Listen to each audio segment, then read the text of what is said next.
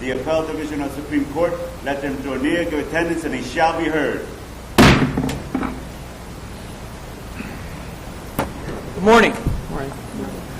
I'd like to welcome you all to the Appellate Division of the Second Judicial Department.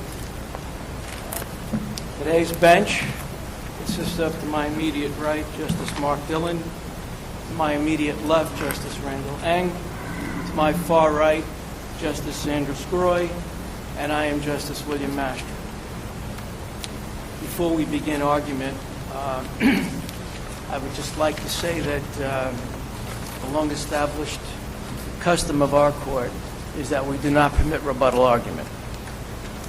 However, on those relatively rare occasions where appellant's counsel finds it necessary to do so, he or she may rise at the close of the respondent's presentation and request this court's permission to either respond to a misstatement of fact made by respondent or to an entirely new contention not found in respondent's brief. Please note that the judges are fully familiar with the facts, circumstances, and issues of these cases, so we ask you to focus on the issues. I noticed that on the brief, 20 minutes is requested. We fully intend to honor your time to argue. So, that being said, may it please the Court, Alan Dershowitz on behalf of Borukhova, the appellant. I want to begin by focusing on the three hearsay issues that are central to our appeal here today.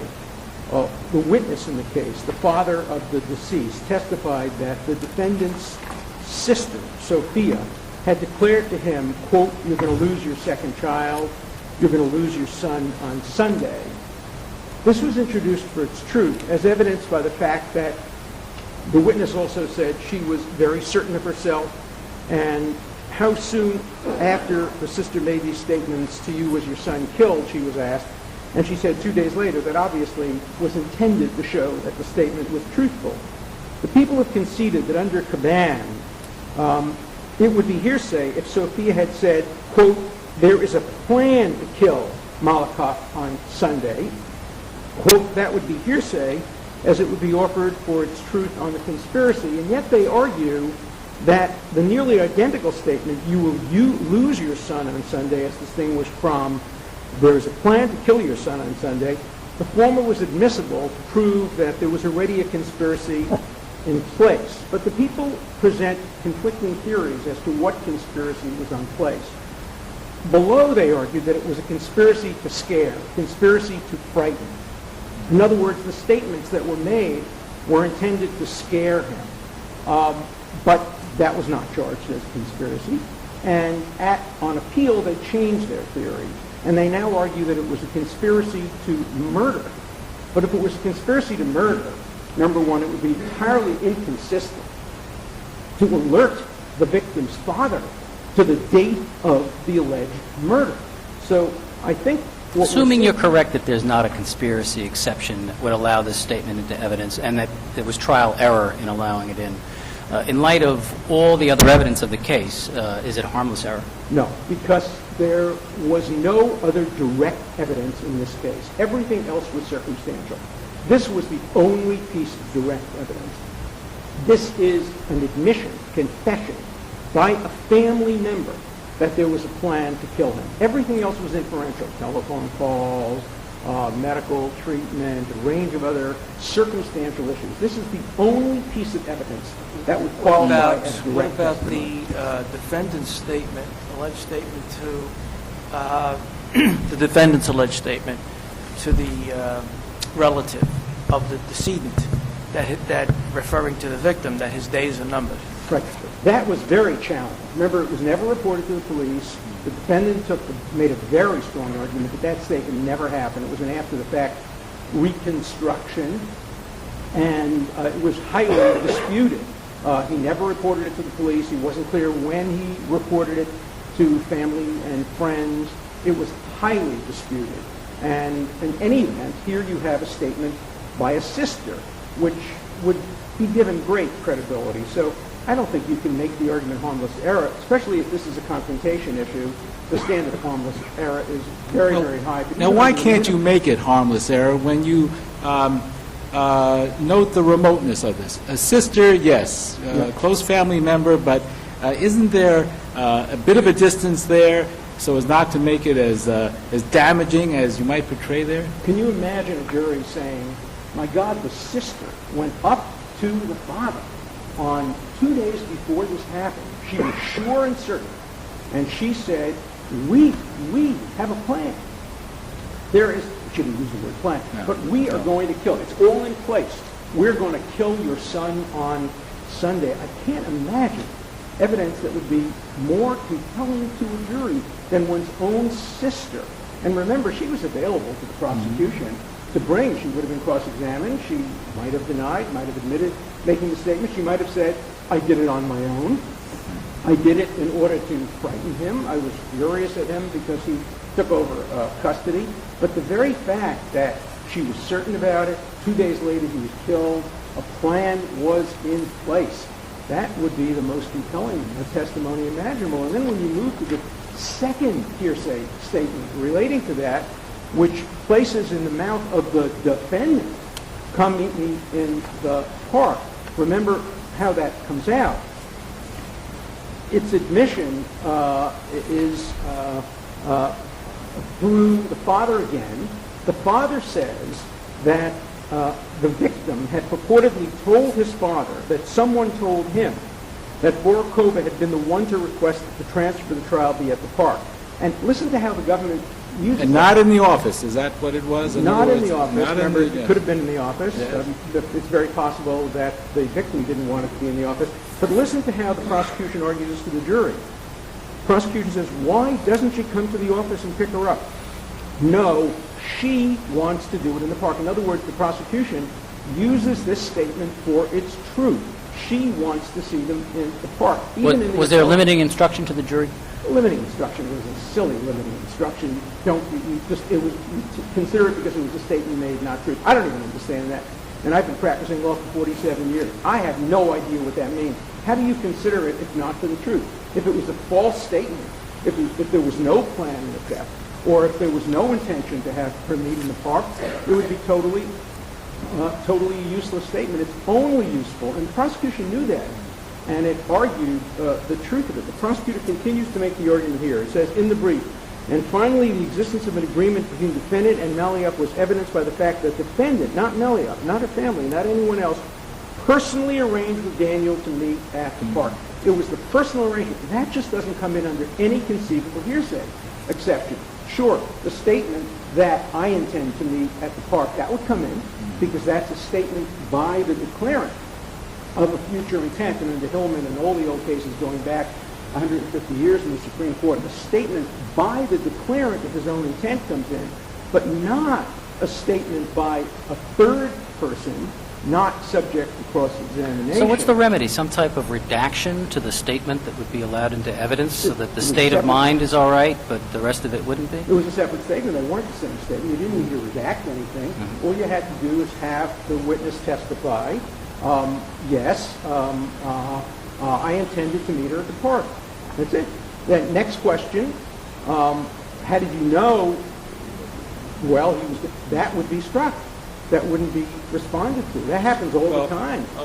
Once again, I'm going to return to the point that was made, I believe, by Justice Dillon regarding harmlessness. Right. And that is, I think that we all recognize that there was a very large amount of circumstantial evidence here, yes, and as you point out, the amount of direct evidence was limited, confined to what you've identified according to your argument here. But what makes this something that is beyond harmless in light of what is confronting the defendant? First of all, a confession is never harmless. I mean, well, this is not a confession as such. I mean, it suggests some criminal responsibility. It's not an actual confession regarding an act.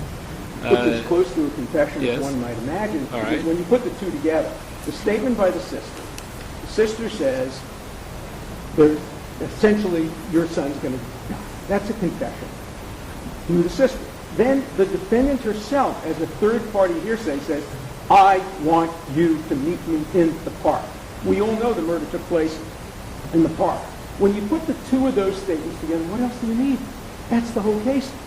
They probably could have gotten a conviction in this case without any circumstantial evidence if you just had those two statements alone. Of course, the jury didn't have to credit the testimony as to those statements. They still have to determine the credibility of the witness, the father. No, all you have to do is determine the credibility of the witness, not the declarant. There's no way of determining the credibility of the declarant without cross-examination. And it could have been the declarant who was not. I think that's what Judge Dillon said. my point- The father, he means the victim's father. Yeah, my point is that if they didn't find the father to be credible on these points, But they did, obviously, and if they didn't find the father to be credible, they would never have gotten to that statement. But we have to assume, obviously, the government is going to argue that on appeal you take all inferences favorable to the government. Obviously, they did believe the father, and he was cross-examined to be sure, but they believed him. But then, to get to the truth of the statement, you have to also believe the declarant. And in this case, they did believe the declarant because the prosecution asked them to believe the declarant. The prosecution said over and over and over again, number one, there was a plan in effect. How do we know that? The sister acknowledged it. Number two, the plan involved Borukhova herself telling the husband to meet me in the park because that's where the hit was planned. It's inconceivable that those two statements could be harmless in a case which is totally circumstantial without those two statements. Consider the rest of the evidence in the case. Telephone calls. We know that most of the telephone calls were less than a second, were very, very short. They might have been hang-ups. They were evidence that there was a medical relationship. Well, you have the depositing of substantial amounts of funds and the explanation of the relative was going to build a house, yet there's a house on the property. Well, no, there was a house on a piece of property, but there's no house on the property that Borukhova was looking at. She was looking at a variety of pieces of property, but on the deposits begin months before any allegation of a conspiracy here. This guy was in a cash construction business. He had been depositing $9,900 in bank accounts repeatedly. This looks like it's part of a pattern.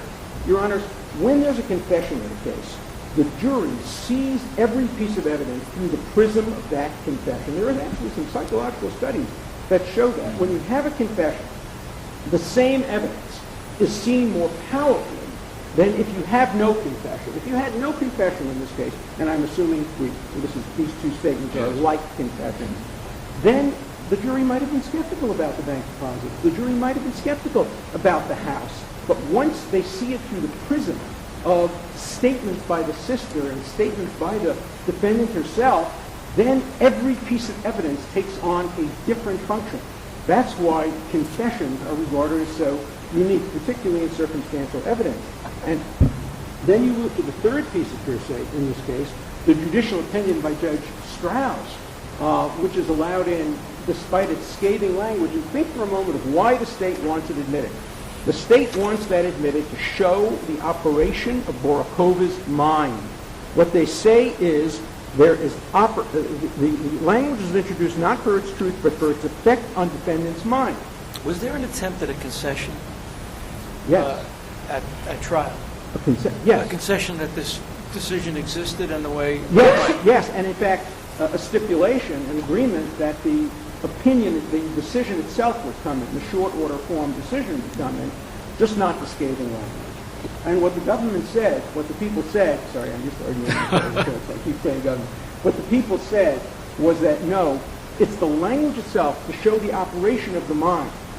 Now think of that in connection with the next argument, the why question argument. Well, let me ask you about the language now. And of course, in your brief, you cite, you make much reference to the nature of the justice's decision, the oral decision that was read before the jury, and how, paraphrasing, over the top it was, perhaps. Now, isn't that a concern of the people there regarding the effect of this decision on her state of mind? And that is that all the vitriol and everything that you're speaking of is something that the people might argue might be significant in shaping the defendant's state of mind. Now, isn't that so? That's their argument, and therefore it was very important. But how is that argument not valid? Let me explain why. It might be valid if the defendant were then allowed to explain her own state of mind. After all, the government is arguing, the people are arguing, it's the effect on her state of mind. First, it's very speculative. She testified she hardly heard the words. She fully expected that she would get custody back in any event, because Daniel never even moved for custody. He didn't want custody. He just wanted visitation. So she fully expected to get custody back. But then when you combine that with the judge's unbelievable ruling saying that you can't ask why questions, basically you couldn't ask her why she thought she was going to get custody back. It's what's sauce for the goose, however that expression goes. It's good for the goose. It's good enough for the government to operate the mind of the defendant, but then the defendant can't testify under oath why she thought she would get custody back. She could have said, of course I'm getting custody back. I know Daniel. He doesn't want custody. He never asked for custody. He was more surprised than anybody in the world. He's going to give me custody back. In fact, he said to people he's going to give me custody back. This was just a temporary setback. But the judge came up with this idea. You know, I've been practicing 47 years. You probably have 100 years of practice collectively on the bench. Has anybody ever heard of a rule that says you can't ask a defendant to explain why when the prosecution is using the why argument? Listen to the prosecution's closing. She bought the camera because she wanted to wear it to record the murder. Why? This is the prosecution's word. Why? Insurance, in case he double-crossed her. That's why she bought the camera. So you have the prosecution making why arguments. This whole case was about why. But in the course of the defendant's testimony, isn't it correct that much of this emerged, that much of it was developed by the defendant? No. Let me explain why. Number one, the judge said why questions are improper. That means the jury basically heard why questions are improper.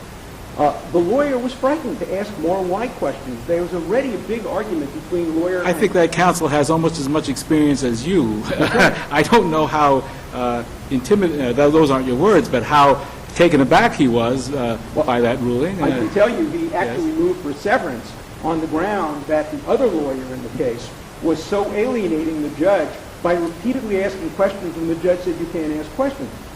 There comes a time when a lawyer cannot be a chattering magpie. When a lawyer cannot keep asking questions, why, and the judge keeps slapping him down, saying they're improper. We only know the why questions of Juarez. We have no idea of what the why questions that would have been asked were not asked because of the judge's erroneous ruling. If this court agrees, and I'm confident it will, that the judge's blanket ruling that no why questions are ever permissible in my courtroom because I don't like them, then the issue becomes one of harmless error.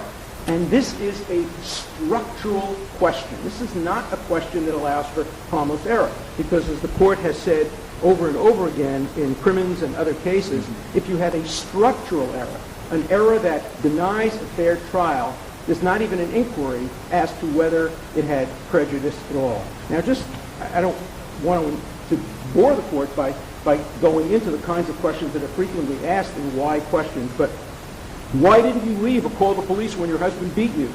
I believed he would come after me. Who has ever heard of that question not being admitted in a spousal abuse case? Why did you shoot him? I believed he was about to attack me.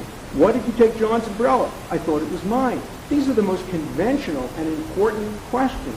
The government responds to that. People respond to that by saying, well, those go to elements of the crime. But that's not the criteria. The rule of evidence in New York is anything that's helpful in deciding, the jury helps decide an important issue in the case, must be admitted unless there's an exclusionary rule. There is no exclusionary rule about why questions. And why questions was so central to the prosecution's case. Everything about this case was why. Why did she believe she would never regain custody? Why did she have so many phone calls with Malia? Why did she arrange to meet in the park? Why did she buy a button camera? Why did she phone the camera store on the Sabbath? Because she's a religious hypocrite was the answer. That wasn't the reason, because under Jewish law, an emergency can be defined to include the welfare of a child, but she had no opportunity to explain that. And so I think you cannot find harmless error on that issue. Your Honor, I know I'm running out of time. It's okay. It's okay. Oh, please. Okay, thank you. Three more quick points that I'd like to make. Your Honor, Judge Squirrel asked about the issue of payment of money. remember that this is a unique first-degree murder case. This is not your typical New York second-degree murder case. It's first-degree only because there is an element of the crime that a hitman was paid. Now remember, under New York law, if you get a hitman to kill somebody because they love you or because it's a revenge killing or because it's a cultural thing, that's not first-degree murder. But the pecuniary element is in the statute, isn't it? That's right. It's in the statute. It's in the statute. And so you can't do what the people want to do. You can't infer payment from the fact that there was a hitman in this case. Even if you believe there was a hitman, you cannot infer payment from the hitman, because if you infer payment, you're violating the intent of the legislature. The legislature said hitman, second-degree murder. Payment to hitman, first-degree murder. That's why there has to be independent proof of payment. And the only proof that the people submit is the series of payments that were done almost in a regular way. And there's no relevant evidence to show that the payments that they focused on, the two payments they focused on, had anything to do with this case. It was equally consistent with a course of conduct for a cash construction business, which everybody acknowledges he was in. Moreover, there was uncontested evidence that Borukhova had no source of cash. All of her work had to do with hospital and insurance, and she had no cash business, and therefore that element seems to be missing. And the government's She was in private medical practice, though, in part, wasn't she? but insurance medical practice. In fact, there's testimony in the case that the only uninsured patient she took was Melia, and that was not done for money. So if Your Honor scour the record, and as I know you will do, you will find no real evidence elevating this case from second-degree murder to first-degree murder. Now I want to turn to the closing argument, Your Honor. Many of you probably know Steve Scaring, who's one of the most distinguished lawyers practicing in this area of the country. When a man like Steve Scaring says to the judge, Your Honor, I'm sorry, I've been working tirelessly.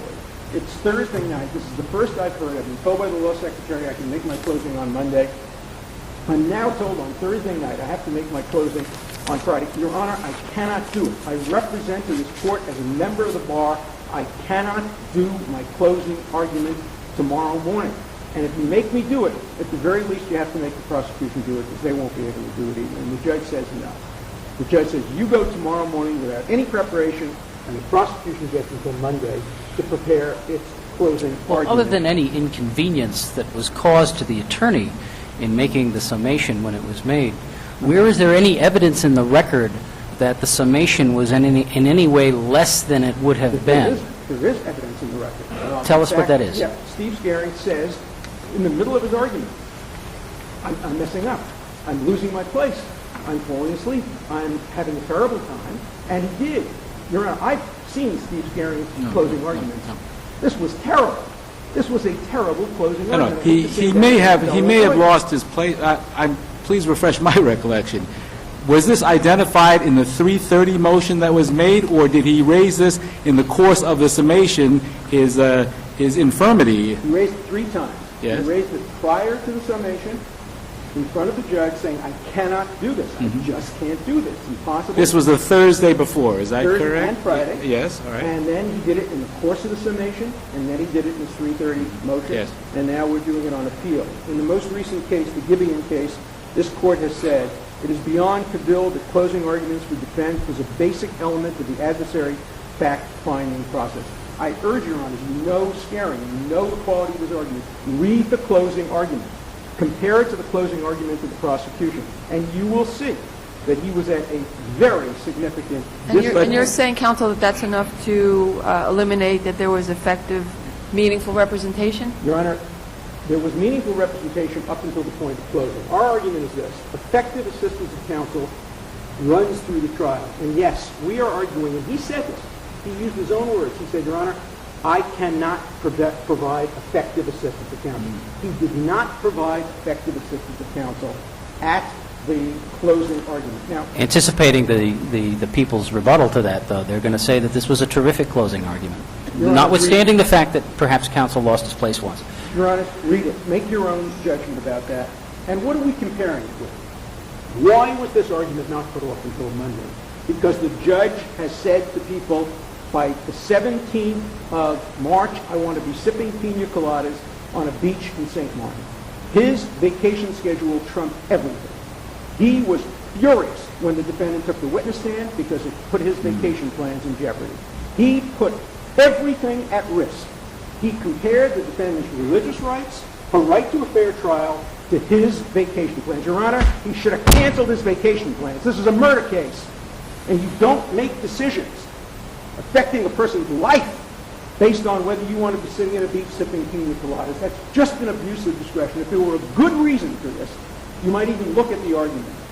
I don't even think you have to reach the argument in this case except on the harmless error notion. No judge should have the right to change his legal secretary's statement that you have all this time to prepare and then say, no, you have to do it Friday because I have my vacation schedule. I'm sure every one of your honors has canceled the vacation schedule when it became necessary to do court business. I cancel vacation schedules all the time because of court business. And this is not something that this court should tolerate. And there's no other reason in the record. There's no conceivable reason why all closing arguments couldn't have been done on Monday. And by the way, it would have been finished in time for the judge's closing argument. And there was no reason even to put the defendant to the choice between her religion. But they did put the judge through a choice. And she had to make this horrible statement religiously saying she would violate the Sabbath in order to have the closing arguments all done on the same day. And the judge said, no, I'm changing my mind. I'm not going to do that. I'm not giving her an appellate issue. Well, that was one of Mr. Scarring's one of his concerns was that the prosecution would have a hiatus in which to respond to his summation. But the judge initially agreed to have all the summations on one day, okay. And he seemed to be okay with that until the next day when the judge changed his mind. That's right. Look, if you're going to have a tremendous disadvantage, at least let both sides have the disadvantage. That way you have a level playing field. But the worst possible outcome is to make Scaring rush through his closing argument and to give the prosecution all the time in the world. And it was only that Friday morning, but the people are wrong when they say that the only reason the government people couldn't close on Friday was because he went long until 2:30 or 3 o'clock. That's not what happened. The judge had made a ruling Friday morning that the closing argument of the prosecution would go on Monday. Also, as the result of this rush because of the judge's vacation schedule, there was no charging conference. It's amazing. As an appellate lawyer, the first thing I look at is a charging conference. I want to see what arguments were objected. There was virtually no charging conference. The judge rushed everybody through. Well, there were any exceptions to the charge? Well, what happened was the defense asked for the charges in writing. The judge wouldn't do it. And the defense assumed that a standard instruction in a case involving voluntariness would include a voluntariness instruction. And the judge, because of the charging conference, slipped over that and didn't give the charging instruction and that the voluntary instruction. And then when he asked for voluntary instruction, the judge said, all right, but you have to reopen closing arguments, and he didn't want to do that. May I take my last couple of minutes just on the issue of voluntariness? This is a clear-cut issue. What happened is at 1:17 in the afternoon on the day that she was brought into police custody, and she was in custody. She couldn't see her sisters. She couldn't see her children, her child. She couldn't see her lawyer. At 1:17, Mr. Scaring's associate called and said, I'm her lawyer, stop the questioning. Mr. Brissenden. Yeah. Yes. I'm the lawyer, stop the questioning. Under New York law, that should have marked an end to all the questioning. New York law is clear. Once an attorney enters the proceeding, the police may not question the defendant in the absence of counsel unless there is affirmative waiver in the presence of the attorney of the defendant's right to counsel with him. Assume you're correct. Yeah. That the questioning should have been stopped at Right. that point. There was questioning at the hospital, correct? Right. How do you distinguish what was gleaned, what more was gleaned at the precinct as opposed to what already had been revealed at the hospital? What was gleaned at the precinct was a statement to Officer Wilkowski, and he testified that she said 3 or 4 times, quote, she needed time to think things over and that she would come back and speak with the police once she got her story together. That was a key point. Once she got her story together. That came out after 1:17. That would not have been admissible. That really makes her sound guilty. It makes her sound like she has a story she has to get together. And if that statement had been excluded, particularly this is constitutional error, I don't think the court could say beyond a reasonable doubt that it might not have had impact on the verdict. We're grappling with a case from our department, People versus Lennon, Yes. on the issue of the indelible attachment of the right to counsel. And here you have facts where when the information was conveyed to your client that there was an attorney, she repudiated the attorney, said she didn't know him, didn't want him, and therefore, at that point in time at least, the conversation continued between the police and the defendant. Okay. Now, how are you going to distinguish Lennon? Oh, it's a very clear statement. In Lennon, she knew the attorney. And she said, that bum? I don't want him. No. I'll pick another lawyer. I have no interest in that lawyer. But is that a distinction without a difference? No. If you have a reason, whether you express it or not, you have a reason why you don't want a lawyer there, and you make it very clear to the police that you don't want the lawyer there, are we going to cram a lawyer down her throat when she's that's expressed not what that she happened. doesn't want Here's one? what should have happened in this case. They should have said, there's a lawyer named Mr. Bristol. He's here. He's Mr. Scaring's associate. He's been hired by the family. He'd like to see you. They never said that. They said, do you have a lawyer? She said, I don't have a lawyer. I don't have a lawyer. I don't know who this guy is. It never went any further. It never went, your family has hired a lawyer. For all she knew, it was a state lawyer. She's very inexperienced. She had no idea. This is not a waiver.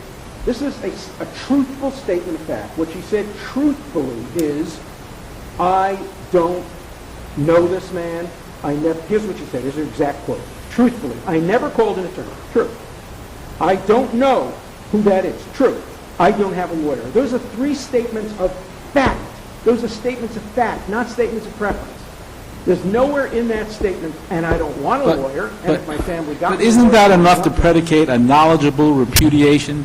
It Isn't that requires a enough? knowledgeable repudiation Yes. in the presence of a lawyer. And now Lennon doesn't have the presence of a lawyer because there was real repudiation.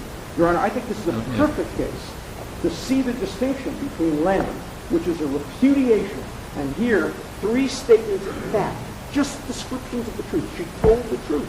Didn't call a lawyer, I don't have a lawyer, I don't know who that is.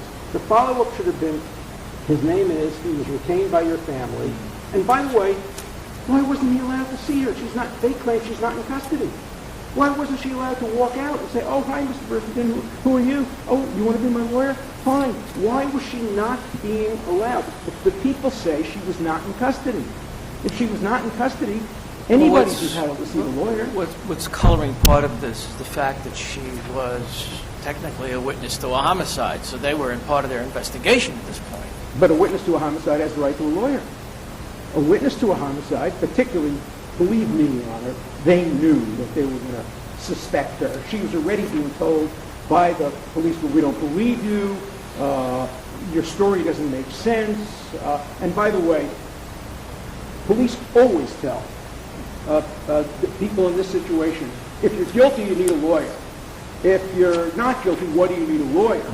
And although there's nothing in the record to support that, Your Honor, believe me, when you look at the Mullen report and you look at all the reports that have been done about the New York City police, this is a common statement made by police to witnesses. If you need a lawyer, that shows you're guilty. So of course she's going to say, I never called an attorney, I don't know who this is, I don't have a lawyer. She doesn't want to say, oh, I called an attorney. That, in your mind, shows me you're guilty.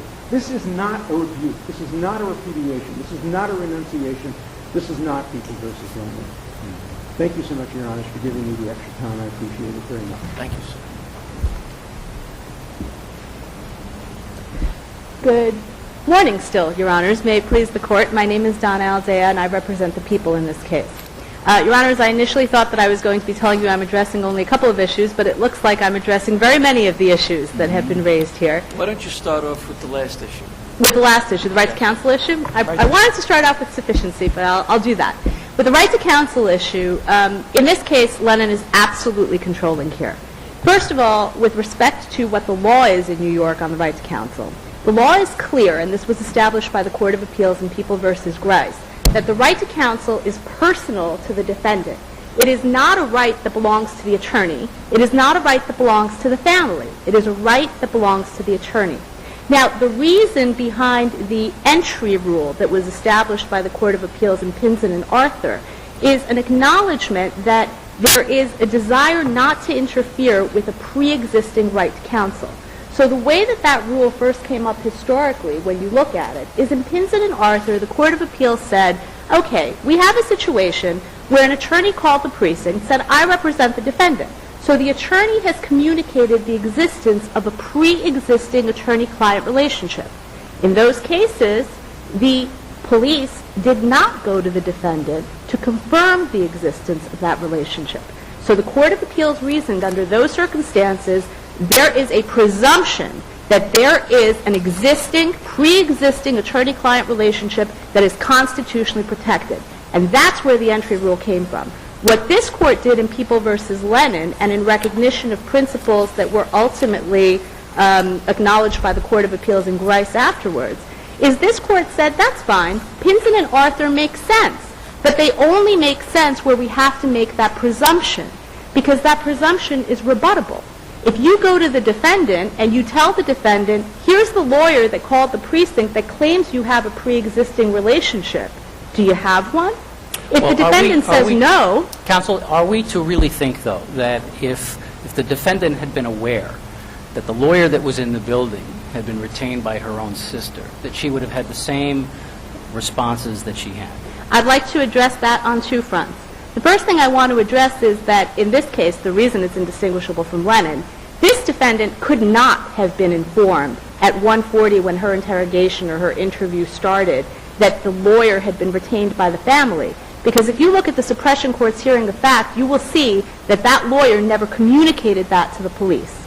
He said, I am her lawyer, I represent her. The police went into her and said, this is a guy who called the precinct, he says he's your lawyer, he says he represents you, here's his name, here's his number, and she denied the existence of an attorney-client But did they have an relationship. obligation to go further and allow her to speak to him, or? Absolutely not. And that is controlled by Lennon. Because, again, if you look at the rationale of Pinson and Arthur, the point is that if there's a pre-existing attorney-client relationship, we have to protect it. But if that's out, if you take the legs out from under that by the defendant who controls the right saying there is no pre-existing relationship, then the constitutional right loses its legs. There's no longer anything to protect. And that was the foundation of Lennon, which is precedent that is controlling on this court. But another foundation of Lennon is that it's a personal, knowledgeable, knowing repudiation of a specific individual. We don't have anything nearly as strong as that here, and that is of concern to this bench. Actually, that's the second way that I wanted to address Justice Dillon's question. Yes. I actually think that when you look at it, when you look at the difference between repudiation and Lennon, and between repudiation and waiver, I should say, a repudiation under Lennon can happen outside of counsel's presence because it undercuts the right. A waiver cannot. A waiver has to be in counsel's presence. I would argue the opposite. It's far clearer in a case where there is no pre-existing relationship between defendant and client that there is no right to protect. In other words, in Lennon, the defendant already knew the lawyer. He had already represented her and her family. So when the police say, here's your attorney, there's this pre-existing right, and she says, oh, no, he represented me before, we have a pre-existing relationship, but I don't want him on this case. That's a repudiation. Well, that's far closer to a waiver. It's far closer than in this case, because if there was never a meeting between the two on any case, in any circumstance, then in this case I would argue that this is far more clearly a repudiation of the existence of a relationship. Mr. Dershowitz argues, though, that in Lennon, the defendant was possessed of more information in which to be able to intelligently make a decision as to what to do with the lawyer, whereas here, not all those facts were known. Well, that's true, Your Honor, And but again... you mentioned the Pinson case. There's also the Garofalo case from the Court of Appeals, which Correct. does talk about how if an attorney is retained by a family member, that the right to counsel does indelibly attach at that point in time. It's not at the point of the retainer, though. It's at the point of the communication or of the entry. And the point of Lennon was that the reason for that, again, when you look at the rationale behind the cases, is that at that point, if it's not communicated to the defendant, who Grice said controls the representation, who actually is the one that gets to decide if there's a relationship or not. When possessed of all of presume it. the information that one might need to make a decision like that, I think you'd have to qualify that, wouldn't you? Well, here's the thing. No, because all you can do, and all the Court of Appeals has ever requested, is that the information that was imparted to the police officer be given to the defendant to allow for an informed choice. Like I said, in this case, when you look at it, and it actually does raise an interesting sub-issue that I'll get to, but in this case, when you look at it, again, look at the suppression decision. When the attorney first called the precinct before she was questioned at 1:40, he did not say that he was retained by the family. He said, I am her lawyer. So the police gave her all the information that had been imparted to them, and that was all that they could possibly do. When she said, he is not my lawyer, that was a repudiation of the existence of any pre-existing attorney-client relationship. Here's the sub-issue. She said, I don't know him. When she didn't know him, that's a fact. She said more than that. She said, he is not my lawyer. And she never invoked her right to counsel, which is a separate issue. In other words, she was told at this point, she was alerted to the fact that an attorney had called. She never said, I want him. She never said, I want to speak to him. And the scenarios in Garofalo and Pinson? Totally different, because there the defendant was never told that an attorney had called. That's why this court in Lennon very astutely said there's a presumption of a pre-existing relationship based on the attorney's statement. It's a rebuttable presumption. In this case, the presumption was rebutted. In Garofalo, in Pinson, and all the other cases, there was never an opportunity to rebut it. Now, Mr. Dershowitz says the damage was done in the course of the interrogation that occurred, and it was raised by Justice Mastro that what she said at the precinct was pretty much what she said before at the hospital. How do you address the argument that Mr. Dershowitz made regarding the significance of what was said? I would address it as factually incorrect, because actually, again, look at the suppression decision. At the hospital, she specifically said that one key statement. She specifically said, I can't talk right now, I'm tired, I need time to think this, get it straight in my mind. She had made reference to that at the hospital. She said that at the hospital. Was that to Detective Hoxa? Yes, Your Honor. Correct. And in fact, she said every single one of the key elements that are being contested at the hospital. Specifically, the most notable, the most significant thing that she ever said in this case, and it's so clear, the crux of the prosecution's case, the thing he ended his summation on and repeated 6 times, was specifically her statement that she first made at the hospital, that she was standing right there, 10 feet away, that she didn't hear the shots, and that she didn't see the shooter. And that was ultimately probative of, I would say that that was the key piece of evidence in this case. Her own statement made at the hospital. Her own statement repeated on the stand at trial in case the hospital statement was inadmissible, where she told that to the jury. And that showed something very, very important. In combination with the people's proof, where it was shown that, in fact, this defendant was late, that, in fact, her sister Sophia was the one that was standing at the park, it showed her knowledge of something that only the murderer would have known, that only she would have known from conspiring with him, from agreeing with him. She knew, and she revealed in that statement, that he was going to use a silencer because she didn't expect to hear any shots. That's why her story made sense. And that was the crux of the prosecution's case. That was her admission, and that was repeated by her on the stand. In fact, beyond that, Your Honor, I would say that with respect to the hospital statements, she actually acknowledged every part of the statement she made both to Hoxa and to Detective Wilkowski when she was on the stand testifying, even the other details. And, to play now into the charge, the voluntariness charge, there's actually a real issue in this case as to whether a defense attorney would have wanted voluntariness, because her whole strategy before this jury was to argue that the reason we know she was innocent, the reason the jury should find her innocent, is because she was so cooperative, that she went to the police, that she wanted to talk to them, that she freely spoke to them at the hospital, that she freely accompanied them to the precinct, that she was helpful and cooperative at all stages of the investigation. Well, the defense counsel, trial counsel, actually withdrew ultimately the request for the voluntariness charge. Yes, Your Honor. And so it's waived. In fact, that was a strategic decision, and it reveals 2 very important things. Initially, when the voluntariness charge wasn't given, there was, in this case, a charge conference. I think it revealed that they didn't want both sides to have the opportunity to reopen and to hear another argument from the people. Specifically on voluntariness. Exactly, yes. Right. Now, here's the thing that's interesting about that. It revealed something else, too. When you look at this in juxtaposition with his other claim, which is that he didn't get to sleep and he had unfair time because he didn't get to finish his summation or prepare it adequately, the court gave him a double opportunity here. It gave him an opportunity for a voluntariness charge, and it gave him the opportunity, gave all parties the opportunity to reopen their summation. He would have had an ability on that Monday to readdress the jury after having slept a restful weekend, to readdress things that the prosecutor may have said, and he turned it down. And that is an indication to what Mr. Scaring's strategy was during the summation. The grand ineffectiveness here that's alleged is that at one point in a 2-hour summation, where Mr. Scaring spoke eloquently, where I think he barely relied on any notes, he gave a 2-hour beautiful summation, and at one point in that, the middle of that, he said, "Oh, I'm sorry, I lost my place. I didn't sleep much last night." That is ineffectiveness. That is a deprivation of meaningful representation. Defense attorney argues here that we don't know what he might have said. It would have been better. He says, compare it to the prosecutor's summation. The prosecutor's summation was much better. And I submit to you, yes, it was. And it was much better because there was overwhelming proof of guilt in this case. Because Stephen Scaring was faced with a situation where he had an overwhelming case with incredible proof that he had to contest. And worse, he had a defendant who took the stand and whose testimony was revealed false in every single detail, every single explanation that she provided.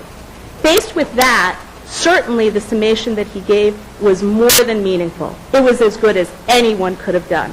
And a one second lapse where he said, "I lost my place." But when an attorney of such high reputation takes the position that he was less than great, isn't that something that we should be considering here regarding the ability to convey to the jury all of the arguments that the defendant is relying so deeply upon? Well, Your Honor, part of the strategy of delivering a summation, and I think it's essential that he said this before the jury, part of the strategy, as Stephen Scaring certainly knows, when you're delivering a summation and when you have proof that's difficult, it's nice to be able to tell the jury, "Oh, don't hold this against my client. It may not be as good as it could possibly be. I may have a lapse. I may not have slept. Think it's better than that." That's strategic. Counsel, That's strategic. Counsel, we all read the colloquy between the trial judge and Mr. Scaring. To say it was a little disturbing is an understatement. All right? He had a 5-week trial here. 7 weeks. 7 weeks. It wasn't really an unreasonable request to have a couple of days to prepare for a summation. Let me address that. Let me address that on 2 levels. The first level is that they're actually on 3 levels. 3 levels. Constitutional, statutory, and then in terms of general fairness, okay, in terms of what was said. First, on a statutory level, the criminal procedure law explicitly contemplates that a prosecutor will get more time to sum up than a defense attorney. Explicitly. Because it sets forth an order of proceedings. The criminal procedure law specifies that at the close of the evidence, the defense attorney may deliver a summation, and then the prosecutor may deliver a summation to the jury. So inherent in that is 2 things. First, there is no time that is statutorily built in for preparation. To the contrary, the statute says at the close of the evidence. So summations could happen immediately, and often do, usually do. The next part of it is that built into that is that the prosecutor sums up after the defense attorney. So what does that mean? It means that if the summation happens to be on a day that goes to the end of the day, if the summations happen to be very long, then the prosecutor will go the following day. In the case of a weekend, the prosecutor will go the following working day. And that is built into the CPL. The constitutional level now, this is my second of my 3, is that the Constitution nowhere guarantees, there is no constitutional right either to time to prepare a summation or to equal time to prepare a summation. It does not exist. And then there's a free exercise issue, but I'll kind of get into that in the third. And then the final point on this, Your Honor, is the record. When we look at the record here, what happened when you fairly look at the record here, Judge Hanafi told all the parties, every single day, every single sidebar. And in fact, he actually notes this at one point. He says, I have to look at my cheat sheet for this, but he says at one point on page 4432 of the transcript, he says, quote, "Come on, every time we had a sidebar, I kept telling you, we're going to sum up on Friday, we're going to sum up on Friday. That's it. So the defense attorney, like all the parties, knew that summations were happening on Friday. Now, counsel stands here and argues, well, in fact, I wrote down his quote, no judge should have the right to change his law secretary's statement. No judge should have the right. To which the court responded, the law secretary doesn't wear the robes. Is that what the court said? No, I'm saying that counsel just made that argument now. Yes. Now, here's what happened. The reliance, if there was any reliance on what the law secretary may have said, it was not justifiable. Because the judge had said summations are on Friday. On Wednesday night, allegedly, and this was recounted by counsel on Thursday, on Wednesday, he didn't speak to the law secretary. He didn't speak to the judge. He didn't clarify with the judge if the schedule had changed. He instead spoke to Maliev's counsel, who said, I had a conversation with the law secretary who said that we're going to be summing up on Monday. I don't want to go into hearsay yet, but, you get the gist. That was not justifiable reliance. Now, on Thursday, he comes in and brings it up with the judge. And the judge said, I never said that. I don't know where she got that. I never said that. We're summing up on Friday. Let's look at the detriment, in fairness. The detriment here was that Wednesday, which was a night that this trial went until past 7 p.m., the detriment was that counsel said he didn't get to prep on Wednesday. He went to sleep. So essentially, he lost one night of being able to prepare a summation. One night. That was it. That was it. Because by Thursday morning, he knew again he was going on Friday. How can you characterize that request that he made on Thursday as anything but reasonable? Your Honor, the question is not whether the request was reasonable. The question whether it was an abuse of discretion to deny it. I understand what the ultimate ramifications of that are. But, again, it wasn't an unreasonable request. You know why it was unreasonable, Your Honor? Because the schedule of this trial had been set all along. And counsel says, and I think he actually says We all know trials go off like yes, clockwork. absolutely. Did they know all along that the record would approach some 5,000 pages? Yes, Your Honor. They knew that 5,000 Yes, pages. and in fact, one of the reasons, and this is one of the things I wanted to point out unreasonableness, counsel Mr. Dershowitz has just argued to this court. He says, and I tried to write down his quote, if they had shown a good reason other than the judge's summation schedule, then this would be okay. Let me give you the good reason. Look back at voir dire. Everybody knew this was going to be a 7-week trial. Everybody knew from the beginning. It was very difficult to tell the jurors that they had to sit for 7 weeks, and the jury was exceptional. And Judge Hannafy made a promise to this jury during voir dire that the trial would go 7 weeks and no longer. He made them a promise. And in fact, he sat a juror, one alternate juror, which the record reflects, was actually leaving that day because the trial had already gone a little bit longer than anticipated. You could say that. I agree. He did. So that, Your Honor, my answer is, that's your good reason. This wasn't about the judge's vacation schedule on May 17th, no matter how counsel wants to paint it. May 17th was far away. I think March 7th. St. Patrick's Day. Yes, that was even farther. So sometimes you can make mistakes, yes. Sometimes I can, All yes, right. but only on that. Only 2 months. Only on that. Okay. But on St. Patrick's Day, we were far from that date at the time that this was happening. There was a good reason, and the good reason was that. Now, the other thing that I want to point out here is that the judge actually did agree in this case to allow everybody to go on Monday. And when you look at the record in this case and the way that it was actually developed, it was a very, very lengthy record. What initially happened is the judge said, I'm fine with that. But he expected that deliberations would go a little bit longer than they did. Deliberations were very short here. The judge had no way to predict that. So thinking that deliberations would be longer, he said, I'm fine with that. We'll all go on Monday. The only thing is that I want to make sure that we're not going to lose jurors and go past schedule. I want to make sure that if we need to, during deliberations, work on a Friday or work on a Saturday, we can do that. And was an alternate lost just before deliberations? Did that happen? Yes, Your Honor. All right. Yes, Your Honor. All right, so- And so, with that very reasonable concession, if deliberations went farther, the defense attorney said, let me ask my client. And Mazel Tov Borukhova said, I would rather die than ride a bus past sundown on a Friday. I would rather die than violate the Sabbath. What happened over the next several tens or more of pages, is that counsel started to negotiate the terms of when we could sum up. And counsel started to obtain from his client waivers, some of which Mr. Maliev didn't agree to waive, and then some of which kind of went back and forth. She wanted to be able to sleep in the courtroom. Yes, Your Honor, which was not Sleep in the possible. courthouse. Right. And then at the very end, and the best indication of the practical effect of this is to look at defendant's own brief before this court. When you look at how defendant characterizes the waiver of the religious rights that ultimately occurred here, defense counsel's own brief says this was a compelled, coerced concession. So when Judge Hanafi came in after having made this concession and said, fine, we're all summing up on Friday, which is what Stephen Scaring ultimately wanted. He didn't want the extra day. He wanted to make sure that the prosecutor was not only at the same disadvantage, but at a greater disadvantage, because it would be late in the afternoon after having gotten very little sleep to prep the summation. And by the way, the reason that the CPL builds in extra time for the prosecutor is the prosecutor has a double job. The prosecutor has to marshal all the evidence, make all the arguments, has the burden of proof beyond a reasonable doubt, in this case where there was also a circumstantial evidence charge, and to respond to the defense summation. That the prosecutor's summation is also permissive, or is it mandatory? Is it may or must?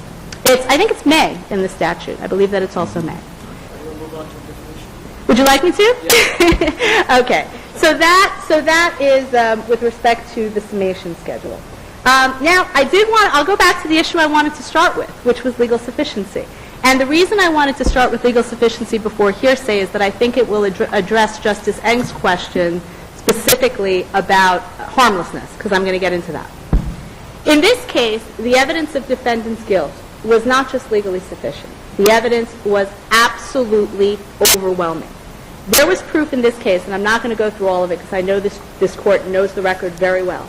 There was proof that there were 91 phone calls exchanged between defendant and Mikhail Maliev during the course of 20 days.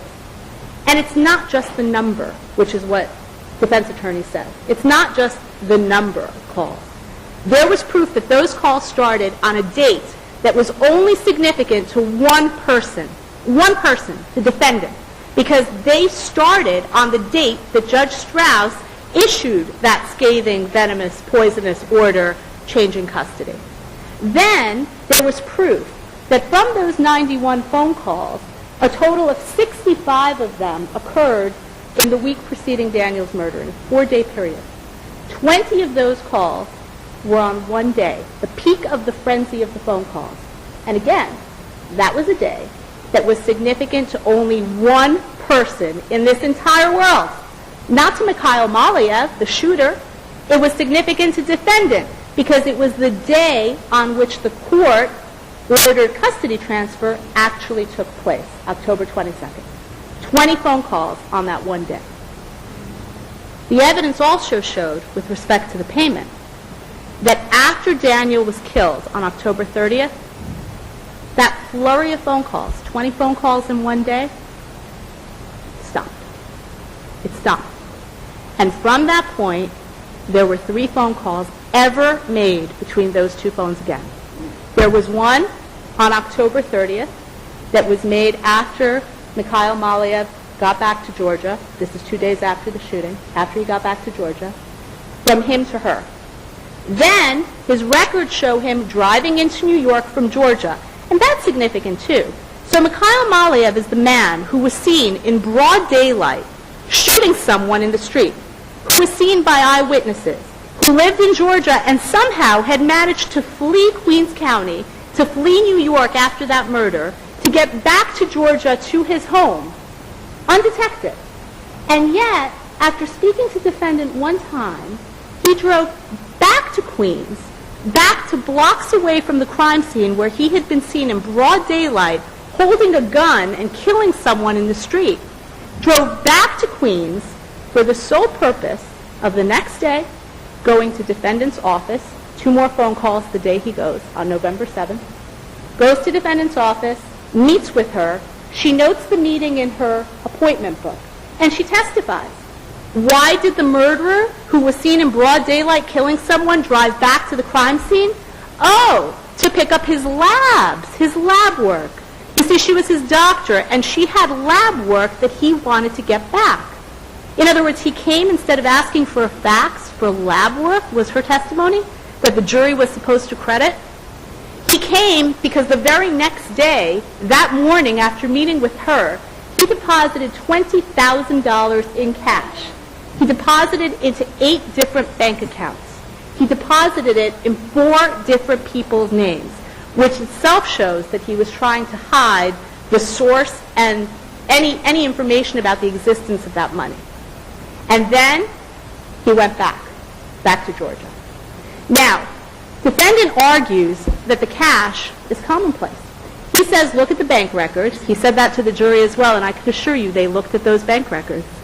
He said, look at the bank records because they show that this was a cash business. They show that this was commonplace. I would ask this court to scour those bank records the same way that they asked the jury to do it. Because what the jury would see and what this court will see is that those deposits were not commonplace. Maliev had a cash business, a construction business, in Georgia, not in Queens. Well, we have, of course, reviewed the evidence, and there is very, very strong evidence regarding Maliev, but where is the evidence, though, connecting the defendant here with all of that? And again, we have to examine that regarding the harmlessness of any error. The evidence connecting her is the fact that the phone calls, the 91 calls before Daniel's death, were between her phone and his. The evidence connecting her is that the motive was hers. The evidence in this case did not show a single connection between Maliev and the victim, Daniel. Not one. In fact, to the contrary, although defendant claims that I misstate the facts in my brief when I say this, the evidence showed to the contrary. It affirmatively showed that they had no business dealings. It affirmatively showed that they probably didn't know each other, and certainly it showed from the phone records that they had never had any communications. This was in Kaika Malakov's testimony, who actually stated on the stand, and I think the quotes were, he stated on the stand that in all the time he had known his son, he never heard his son speak of Maliev, and he never knew of any business transactions that the two had had. What about the medical records that were in the office? The medical records were so probative of her guilt. They so played the other way. First of all, the medical explanation for the calls didn't make any sense because in the context of what I just discussed, coming back to Queens after you've just killed someone to pick up a lab report didn't make sense. But worse than that, when all of the medical records were compared, and in this case literally all 50 medical records were put into evidence before the jury, painfully, all 50 medical records showed that the Maliev's files were unlike any other. The Maliev's files were handwritten in pen in one ink, as though they had been done in one sitting. When you look at them, and they are in evidence, so I would urge you to do so, on Mrs. Maliev's file, she actually started writing her address in Georgia and crossed it out, and then wrote her old address, because clearly, at the time she was supposed to have been writing this years back to complete her medical history, she didn't live there. The medical record showed that the EKGs that had been allegedly administered to the Malievs were the only EKGs of any of the 50 that had a date timestamp that was months off from the date of the appointment noted in the file. The Malievs' medical files showed that the medical histories were largely uncompleted, and then her testimony showed that based on her medical files, Maliev would have had to have been in her office receiving an EKG with his wife on a date that his plane records showed that he was in Israel. They would have needed to show that the date that she claimed she gave his EKG was a date when he was back in Georgia. You see, it was the day after their Mother's Day meeting, their May 14th meeting. And she probably thought he was still here and testified, as the medical record showed, as it was noted in the file that you guys can look at. I'm sorry, that your honors can look at. In that file, it specifically said that on May 15th, the EKGs were administered. She testified to it. And in fact, his cell site showed, and his plane record showed, he was already back home in Georgia. So the medical files, the medical explanation fell flat. And it never would have explained the coincidence of the dates. We have a hired killing theory of prosecution here. Is that correct? Correct. And of course, we have an exhaustive investigation that was done. And we have here a defendant who is a salaried employee, has a modest private practice. Was there any evidence developed regarding the source of such large sums of money on such relatively short notice? Well, here was the evidence. The evidence that was developed regarding the source, and the only thing that people had to prove as an element to first-degree murder, was that the source was her. We established that because the deposit was made right after he drove back from Georgia, went to her office, as she testified, and then made $20,000 cash deposit. Now, we also know, and this is more circumstantial, less direct, but more circumstantial, we also know that in May, Maliev, again, flew in from Georgia. This was on May 14th, surrounding the date that Daniel had first moved for unsupervised visitation in the family court. On that date, he flew in from Georgia. He met with the defendant the same day he flew in, calling her from the airport. He gets into her car. She wears a concealed tape recorder to tape record their conversation. He then goes immediately after the meeting to a bank in Queens or in Brooklyn, makes another similar deposit of $20,000 in cash into multiple accounts, with each deposit under the $10,000 reporting requirement, and the same day he flies back to Georgia. So that seems to support that this was the type of cash she could get a hold of. Additionally, when she went to the spy shop the night before the murder to buy a concealed button camera, which was actually put into evidence at this trial and is literally a camera that has buttons that need to be sewn onto your clothing and whose aperture is actually through a buttonhole, through one of the pinholes of a button. She bought that at the spy shop, not paying with a credit card, not paying with a check, but with $750 in cash. Now, her bank records didn't show withdrawals for any of those amounts. But the people don't need to show, and defendant misleads the court when defendant claims that the people need to show the source of the funds. It would be stupid indeed. Not on a dollar-for-dollar basis, but I mean something to account perhaps for this. There's a great difference between $750 and $19,000 plus dollars, isn't there? Yes, Your Honor. And but we're talking about someone whose income is pretty easy to document. No, Your Honor, absolutely not. No? Why not? Because there is no requirement that people keep their money in the bank. There is no requirement that when you hire someone to murder your husband, you pay him with a check or you make a $20,000 withdrawal. That is not one of the elements of murder for hire. And was that developed that her banking was investigated and she had no accounts or anything of that nature? There was no evidence. Her bank records, I don't believe, were put into evidence at all I at don't this recall trial. seeing them. No, they were not in evidence. I think her bank records were looked at, and obviously, I mean, you can glean from the fact they weren't put into evidence, there was no withdrawal of that amount that would account for it. But again, people can have money under their mattress, and it's not an element of murder to prove, of murder for hire, to prove the source of the funds in terms of a bank account. When they say to prove the source of the funds, I don't even need to prove payment, actually, for murder for hire, just the promise or the expectation of the receipt of something of pecuniary value. But in this case, we did show payment. We showed the source of the funds from her to him, and that is sufficient. We did it circumstantially, but circumstantial evidence can be used to establish any element of the people's case, any element. There is no distinction between establishing payment by circumstantial evidence or establishing intent or establishing that a person was killed.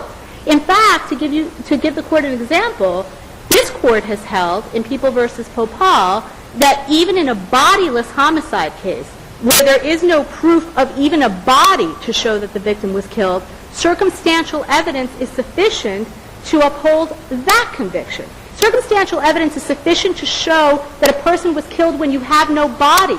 It is certainly sufficient, legally sufficient, to show payment. And the test, just to get back to the standard, which I probably should have started with, but which I'm sure the court knows, the test is not whether there are inferences that might be consistent with innocence. The test is whether, viewed rationally and viewed as a whole, and viewed in the light most favorable to the people, with all inferences drawn in the people's favor, a rational trier of fact could have found that the elements of the crime were satisfied. And that is certainly satisfied here and far beyond. Now, you'll notice that when I went into how overwhelming this evidence is, I didn't talk at all about the threats. I didn't talk at all about the hearsay statements. I didn't talk at all about Judge Strauss's decision. And the reason I didn't do that is to show you that contrary to what Mr. Dershowitz has argued here, that those were the central pins of the people's case, the crux of the people's proof, those were not the crux of the people's proof.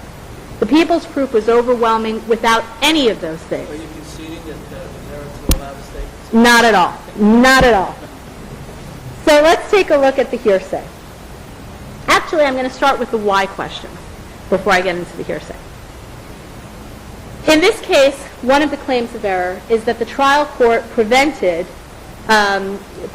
counsel from redirect examination, from asking his client on redirect examination why she took certain acts.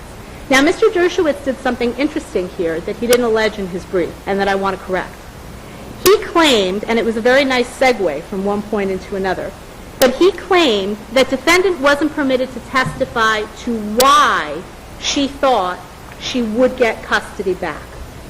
That's not accurate. The trial court never sustained a why objection to any question related to that. And in fact, in their appellate brief before this court, that was not one of the alleged problems with the why question. So that is just for clarification. It was a nice segue, but it's not accurate. Now, with respect to the why questions that were sustained here, when you look at this record as a whole, what the record shows is that what the judge was objecting to was he was objecting to the form of the question. Now, it is a well-settled principle under common law that in general it is improper to have a witness testify about the operation of their state of mind, and I'll continue with the statement, on collateral issues.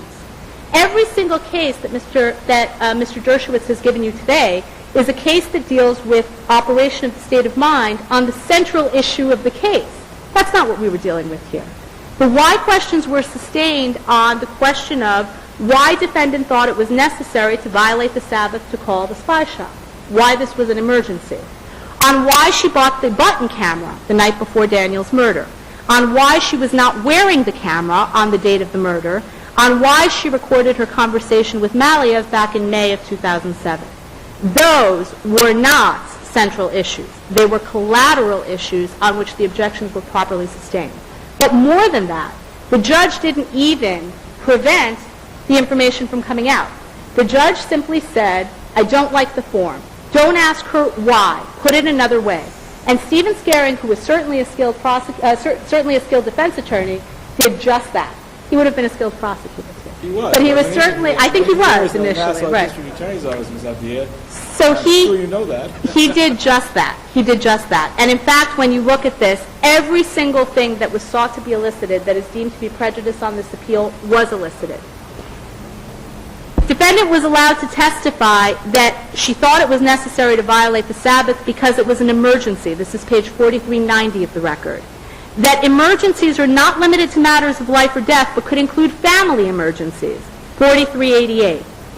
Why she bought the button camera? She testified to record the meeting with Daniel, 3972, as Dr. Davidson, her psychologist, told her she should, 3973. She said that the button camera was permitted to say it was used because a large camera might make things worse for Michelle. That's a direct quote. And she wouldn't see the button camera, 4364. And then counsel devoted 3 pages of his summation to arguing these points. She testified that why she wasn't wearing the camera on the day of the murder was that she couldn't put it together and make it work, 4365 of the record. And counsel used that on his summation, as did the prosecution, to show why she was late.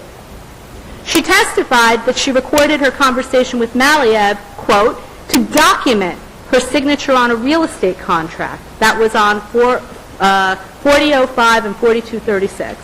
And that was because she had no lawyer when she negotiated the contract. That was the reason to document my signature. That's a quote. On summation, counsel argued again this point to the jury, and his quote was, the reason she taped Maliev was, quote, she wants to have some evidence because she doesn't have a lawyer. So all of this came out. And I know, Justice Eng, you had said that most of it came out, and so wasn't it harmless? I would correct that. Not most of it. All of it came out. Defendant has not pointed to a single answer to a single question that was not ultimately elicited, when Mr. Scaring decided to abide by the court's ruling and change not the content, but just the form of his question. Well, but by the form of the question, that sort of prevented, perhaps, the defendant from being able to express this as it expressed a state of mind that she might have had. I think that might have been part of what they were arguing was flawed here, in that she was not permitted to testify regarding what she was thinking and why she was thinking in that sense, instead of just, the factual recitation which you just set forth. Well, Your Honor, if counsel was able, the whole point of it is that the witness testifies to the facts they observe, the things that they do, the circumstances that underlie it. It's counsel's job on summation to put the argument together. And that's what occurred here. Defendant ultimately testified to all the facts, all the circumstances, everything relevant, and counsel was able to put it together on summation. The defendant doesn't need to be able to make the argument. Now, with respect to the hearsay issues, and I do believe that these are the last ones. First, with respect to Judge Strauss's decision. Judge Strauss's decision in this case was not hearsay because it was not admitted for the truth of the matter asserted. Specifically, Judge Strauss's decision, in terms of its truth, constituted, and I'm going to quote defendant's own brief, she called it, quote, a vitriolic, scathing, venomous, scorching, poisonous, all separate quotes from different pages, condemnation of defendant's attitude and mothering juxtaposed with the testimonial to Daniel. Exactly. That's exactly why it was so probative. It wasn't probative to the fact that defendant was a bad mother. The people didn't need to prove in a murder trial that defendant was a bad mother, and particularly didn't need to prove it when the jury could see for themselves the videotape of the transfer that showed defendant's mothering style. What the people needed it for was to show that upon hearing those words from the judge that she testified 3 times she knew would make the final custody determination, she realized that that order of custody, that temporary transfer, was not going to be temporary, and that she was going to lose Michelle, which she never thought was possible when all that was before the court was the motion pending for May when she met with Malia, that motion about supervised visitation. So that was why both it was non-hearsay and why it's probative value. There was a limiting instruction given, is that correct? Correct, on Your the Honor. receipt of this. Now, was that instruction enough to dull the potential prejudice there? Was it really sufficient? Well, Your Honor, the limiting instruction, Mr. Dershowitz has said that he doesn't understand it. It is the standard limiting instruction from the CJI on hearsay, which is that the statement is not to be considered for the truth of the matter asserted. So it seems pretty... Well, here, I mean, you're talking about some heavy-duty descriptions of the defendant here. Now, doesn't that call for a more sophisticated limiting instruction to avoid the character assassination, so to speak, of the defendant? That's not the purpose of it. The purpose is to show how it operated on her mind and how it motivated her. Now, shouldn't there have been a stronger and more effective instruction? Perhaps, and perhaps if defendant had requested it, that issue would be preserved for this court, and then the instruction might have been given. But defendant at trial raised no specific suggestions to the court's limiting instruction. And following up Judge Eng's thoughts here, I mean, this isn't just some correspondence that's put into evidence. This is a finding from a judge of a court, and from that point of view, it might have more of an impact on a jury. Yes, but when we look, so now we're out of the hearsay realm and into the question of weighing potential for prejudice versus probative value. Here's the thing. There is a potential to prejudice, but the test is not, as defendant characterizes it, simply whether it's prejudicial. It's a balancing that has to occur. So statements that are very prejudicial might nonetheless be admissible under the court's discretion, because it is a discretionary determination, if the probative value is exceptionally high. In this case, the probative value could not be higher, because this furnished defendant's motive for the murder. That is the ultimate probative value. Why wouldn't that element have been satisfied by a concession that the decision was what the decision was? Yes, Your Honor. And in fact, that's actually it's very telling as to why the defense conceded that so quickly. Defendant said, we agree, you can put in the order transferring custody. The problem is that for the people to establish that this defendant committed murder for hire, that she would kill her husband, have her husband killed and shot in the street in front of her 4-year-old daughter, it wouldn't have been sufficient for the people to show a temporary change of custody, which is all the short form order says. The motive for murder was not that Michelle had been temporarily given to Daniel. The motive for murder was that hearing the judge's scorching, venomous, vitriolic decision, she knew That it wasn't going to change. she knew that she was going to lose Michelle in the permanent determination that was made. That was the motive for murder. And that was why the other decisions simply would not suffice. Now, Your Honors, with respect to Daniel's statement of future intent, and I only have one more after that. Daniel's statement of future intent is this. I'm going to go through this one quickly. On the morning of the murder, Daniel told his father, quote, he's going to give the child to the mother today, not contested. And she's not coming to his office, although he's working, but he was going to the park, not contested. So the defendant conceded that those were proper statements of future intent admissible under People v. James. The only part that was contested was when this seemed strange to the father, as he knew that Daniel had an office full of patients, the father asked, why are you going to the park instead of having her come to the office? And Daniel said, she asked me to bring the child to the park. Now, the first, in terms of the merits of this, the first thing is this is clearly admissible under James, because when you read James, James says that a declaration's inclusion expressly or impliedly of past events involving others, I'm quoting, motivating or explaining the declarant's plan does not demand exclusion or even excision, at least when the event is recent, is within the personal knowledge of the declarant, and is so integrally included in the declaration or design as to make it unlikely that the latter would be true in the former false. So these statements are contemplated by the rule. But now to get off that and to get on the crux of it. It's irrelevant to the people's case, irrelevant to any prejudice, irrelevant to anything, whether she said, let's meet at the park, or whether Daniel said, let's meet at the park. What the people needed to prove was that there was a predetermined, pre-established meeting time and meeting place. Because that was essential to show that defendant could have told Maliev, he'll be there at 10 o'clock, be on the corner in front of Annandale Playground, right? Didn't matter whether it was Daniel's idea or whether it was hers. Well, Your Honors, if you look at the first two statements establish that, and those were conceded as admissible. The first part of the statement is, he told his dad, I'm going to give the child to the mother today. She's not coming to his office. He was going to the park. So you've got the place established. You've got the time established. You've got what you need. So it's irrelevant whether that final portion of the statement comes in or not. And so, both because it was admissible and because it was conceded, the key part of it was conceded, there's no problem with the statement of future intent. Finally, Your Honors, Sophia's threat.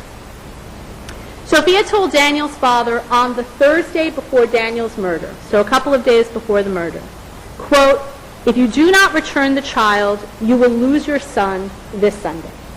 Now, this is non-hearsay because it was not admitted for the truth of the matter asserted. And in fact, I would direct this court to People v. Sawyer, which is a case that we relied on below before the trial court and that is quoted in the record. People v. Sawyer is an appellate division case, First Department, 2001. And all it does is it enunciates the general rule that is well established that a threat made by a defendant's accomplice to one of the victims is not generally intended to communicate any assertions of fact and is not generally true or false. Therefore, it cannot constitute hearsay. Now, basically, the general proposition is that threats are not offered for their truth. This was a threat. This wasn't offered for its truth. And the best way I can explain it is to use Mr. Scaring's words, defense counsel's words at trial. This is what Stephen Scaring said when we proposed to offer this statement. I'm quoting. They are not offering it to show that Daniel's dead. Notice that's the only assertion of fact in the statement that is capable of being true or false. They are not offering it to show that Daniel's dead. We know he's dead. They don't have to offer that. Whether she made the statement that he's going to die, that's the question. They will argue to the jury that her sister threatened them. They're offering it for the truth of that. That's on pages 98 to 99 of the record. Whether she made the statement, that's what they're offering it for. Whether she made the statement. If you only offer a statement to show that it was made, it is classic non-hearsay. And the people pointed to that statement by counsel as a concession below, and we point to it now as a concession here. What's the relevance of the statement, though, if, to this case, if you're only offering it to show that it was made, if it's not really being offered to show what the substance of the statement was? Mm-hmm. The relevance is that if somebody can say on the Thursday before a murder that the victim is going to die on Sunday, what it shows is that by Thursday there was a plan in place. There was a plan in place. This tended and you're saying that that is distinct somehow from offering it for its truth? Absolutely. And the best way to look at it is to look at it in juxtaposition with People versus Caban. Because what this was, it was circumstantial evidence of the existence of a conspiracy. That's actually a quote from Caban. Circumstantial evidence of the existence of the conspiracy. And I just want to show you in Caban quickly how that works out. In Caban, this is a Court of Appeals case, there was a statement by one conspirator that said the victim needs to die. Another conspirator said, I'll do it. The third conspirator said, I'll get the gun. The Court of Appeals said the statement, I'll do it, is hearsay if offered for purposes of the murder, but is non-hearsay, not subject to an exception, no need for the co-conspirator exception or anything else. It's non-hearsay if offered to circumstantially prove the existence of a conspiracy. Same thing, I'll get the gun. I'll get the gun is hearsay if offered to prove the criminal possession of a weapon charge, but is non-hearsay with no need for an exception if offered to prove circumstantially the existence of a conspiracy. Exact same thing here. In Caban, the statements also happen to be verbal acts, but that's not the crux of the decision. The crux of the decision is Sophia's threat, if offered to prove that Daniel was killed, to prove the murder, would be hearsay. It would be for its truth. But to circumstantially prove that there was a plan in place is non-hearsay, because it's circumstantial proof of the existence of the conspiracy. But didn't the people argue the exception as the co-conspirator, yet Sophia was not a charged co-conspirator? Yes, Your Honor. The people argued that as an alternative ground, and if the court finds that it was offered for its truth and was hearsay, that exception does apply. Sophia in this case was not charged, but it's well settled that the co-conspirator exception also applies to uncharged conspirators. And the co-conspirator exception actually has three elements. The first is that the people's case has to establish, without reference to the statement, a prima facie case of conspiracy to murder Daniel, in this case, to murder Daniel. In this case, the prima facie case of conspiracy existed without regard to the statement because by the time of Sophia's threat on Thursday evening, defendant had already engaged more than 60 phone calls with Maliev and 20 on the day the statement was made. Defendant had already told Michelle during the transfer, as the jury was able to see in the videotape, in a couple of days, I'm going to take you back, even though there was no provision for her to do that. Defendant told Ezra already by the time this statement was made, Daniel took my child. His days are numbered. Everything is decided about them, okay? Which also makes the statement harmless under People versus Sawyer, which is the case I cited before. But that shows the existence of a conspiracy already in place. In which Sophia is a uncharged... Uncharged co-conspirator. But where is there evidence of her agreement to the crimes underlying? Okay, here we go. That's the second element of the test. The phone records showed, and those were before the jury, a total of 19 occasions where right after hanging up with Sophia, defendant called Maliev, or where right after hanging up with Maliev, defendant called Sophia. We have the phone number. In fact, there were at least 5 instances, and when I say right after, I mean that minute, the same minute that she hung up, she made the call. There were a total of 4 instances where the calls actually on the phone records go Sophia, Maliev, Sophia. So you actually have them She spoke to her sister. She called Maliev. She called Sophia back. Next, the night before the murder, it was Sophia who accompanied defendant to the spy shop to buy the concealed button camera that had to be sewn onto clothes. The morning of the murder, the phone record showed that defendant spoke to Sophia, not anybody else, 5 times before 10 a.m., the morning of the murder, which was right before she was getting ready to meet Daniel. The phone records I'm sorry, not the phone records anymore.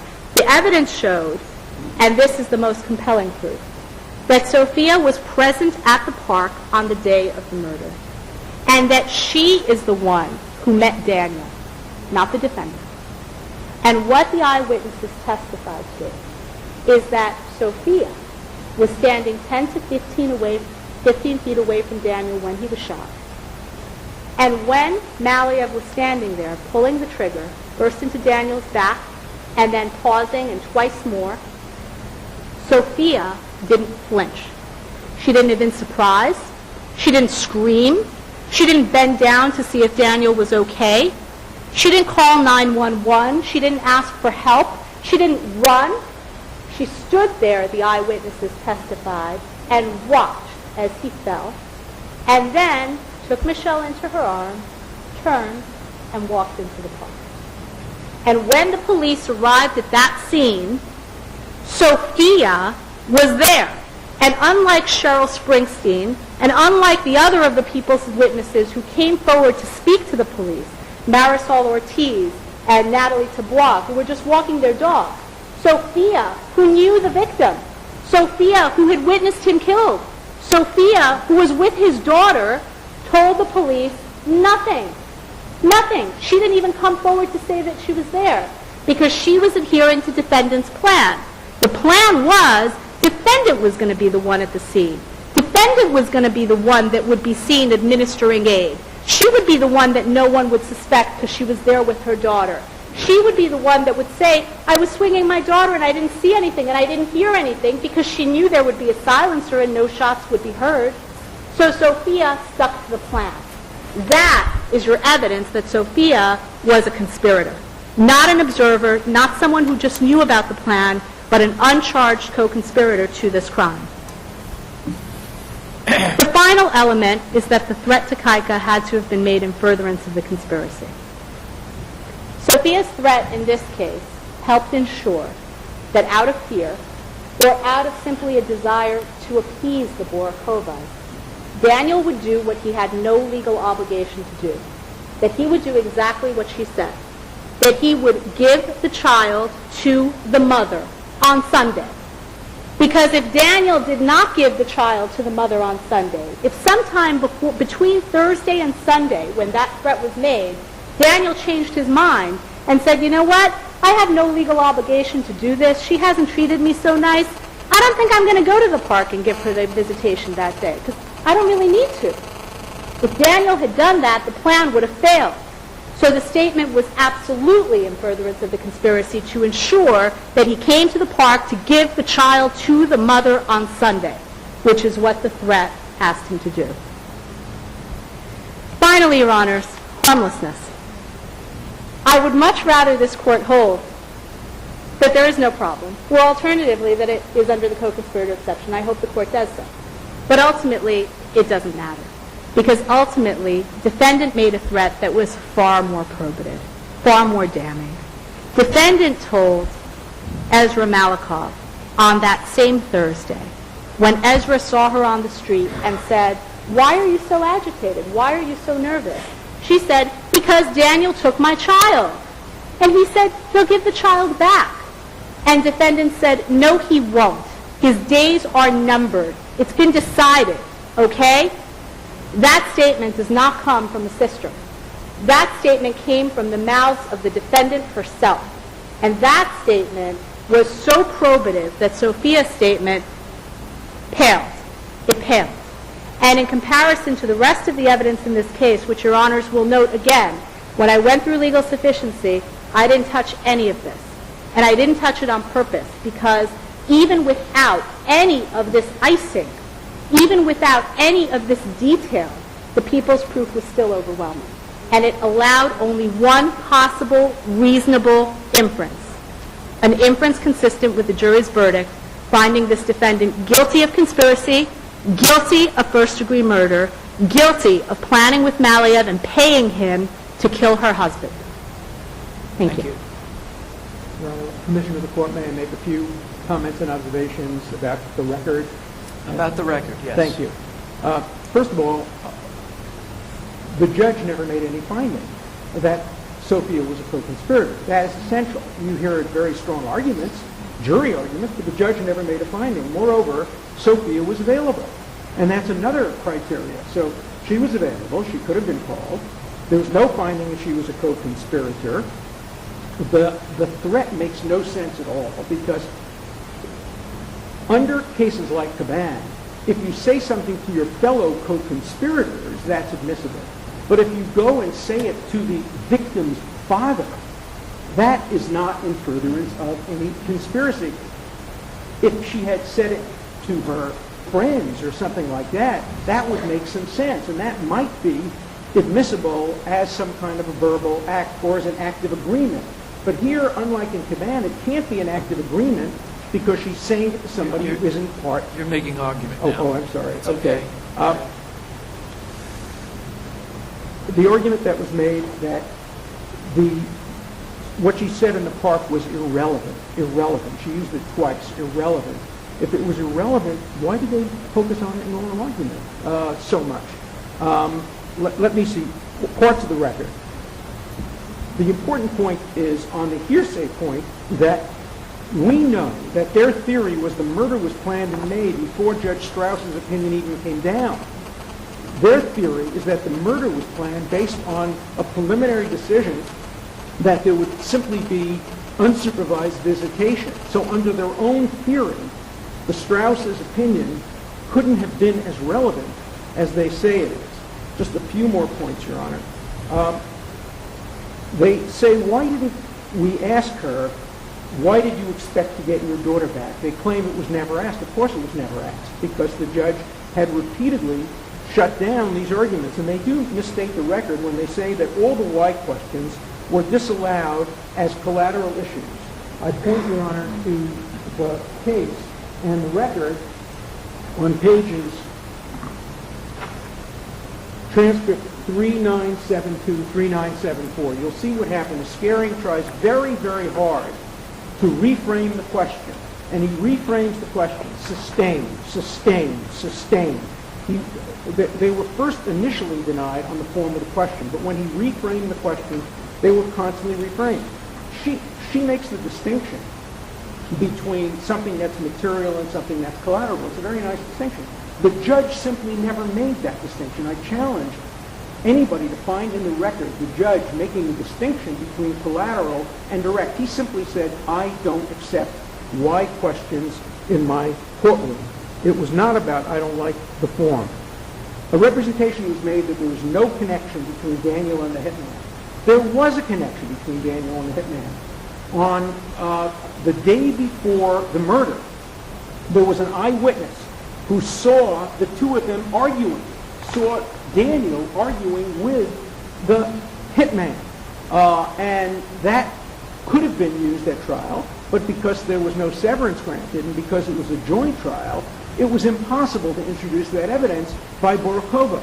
Because if Borukhova introduced the evidence that there was a prior relationship and there was an argument between the hitman and the victim, that would have strengthened the government's case against the hitman, which only strengthens the government's case against Borukhova. So that's a misrepresentation of the record. I want to spend my last just 2 minutes on the issue of the statement and whether it should have been admitted. A new argument was presented on appeal, a new argument that the cases distinguish between pre-existing counsel and no existing counsel. Your Honor, think of the implication of that. If you have to have pre-existing counsel when you're brought to headquarters or to the station house for interrogation, who does that favor? It benefits mafiosa, drug dealers, organized crime people, maybe business leaders who have pre-existing counsel, but you have a totally innocent person who was brought to the police station, of course she's not going to have pre-existing counsel. That can't be what the Lennon case is about, the distinction between pre-existing counsel and not. If anything, the law has to favor people who don't have pre-existing counsel, who have no knowledge of lawyers, who have never met with a lawyer. And the record in this case demonstrates that this is a woman who had no previous experience with the criminal law. And we're told that she said, "He's not my lawyer." I challenge her to find a quotation in the record that says that. That's a false quotation. She never said, "He's not my lawyer." She told the truth. "I don't have a lawyer." And what she said in the hospital was completely different from what she said in the police station. Here's what she said in the hospital. She wanted a little time. She wasn't feeling well, and she would talk to me after she gets discharged from the hospital. What she says under interrogation is she needed time to think things over. She would come back and speak to the police once she got her story together. And believe me, the government never argued the first statement, because that's not incriminating. The first statement is, "I'm not feeling well, I'll come back when I'm feeling well." The second statement, which comes only after the violation of the constitutional rights occurred, once she got her story together. Now, final point. The argument was made that Mr. Scaring could have had a closing argument. All he had to do was accept the judge's kind offer to let them both reopen. Totally false statement. Here's what the prosecution said when he asked for opening, just on that issue, just on the issue of voluntariness. The only issue before the court at that point was, could there be an additional few minutes of closing on both sides just on the issue of voluntariness? What the people are suggesting is Scaring could have violated the court's order and reopened his closing argument. Nonsense. He would have been shut down in a minute. So he had no opportunity to make a closing argument. And then I just want to point out one little irony. When it comes to a waiver with Mr. Scaring present about the religious issue, she says, "Oh, if you have your lawyer present, it's a coerced waiver.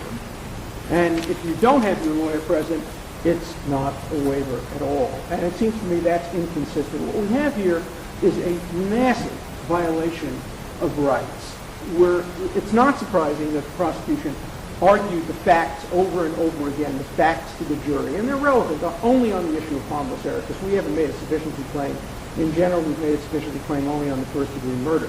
But on the issue of harmless error, it's so critical that one looks at the quality, and the court has said the quality of the evidence, the difference between admission and hearsay. And what we have here is a case built on circumstantial evidence, but the cornerstone, the best proof is how they argued in the closing arguments. The cornerstone is this admission, we're going to kill him on Sunday. The statement that she says now is irrelevant, that she was the one who suggested going to the park. If it was so irrelevant, why did they fight so hard to get it? And why did they focus so hard on the closing argument? I think Your Honor should be satisfied upon a review of the record that there were substantial errors in this case, and the errors contributed significantly to a miscarriage of justice. Thank you. Thank you. Your Honor, one statement back, just, he challenged me. Challenged you? He said I challenge her. You've got 20 seconds. Because 20 on the main, seconds, then. I think you've had Yes, more Your time Honor. than he did. Absolutely, Your Honor. I appreciate it. He said, show me in the record where she said he was not her lawyer. Suppression decision, page 19, in their appendix at 57. And the reason that I cite that is because, as counsel well knows, for suppression issues, you don't look to what was said at the trial. You look to what was said at the hearing. And also, please look at Richardson's, because the availability is immaterial for the co-conspirator exception. That's it. Thank you very much. Thank you, Your Honor. Thank you. All right. Hear ye, hear ye, hear ye. This court orders a recess. Have access. Ladies and gentlemen, at this time, please be seated. Everyone take a seat.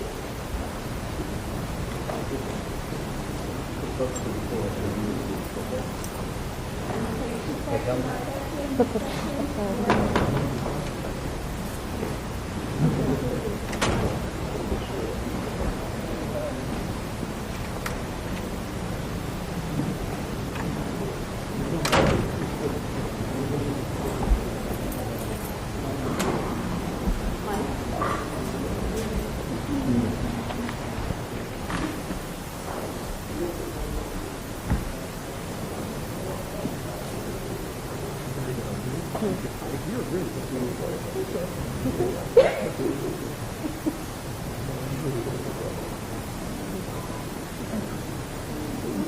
me that quote. Where is it in the suppression hearing? Do you have the record with you, or I can show you from my brief? I'll look at it later. I can show you my brief. I found it in the file.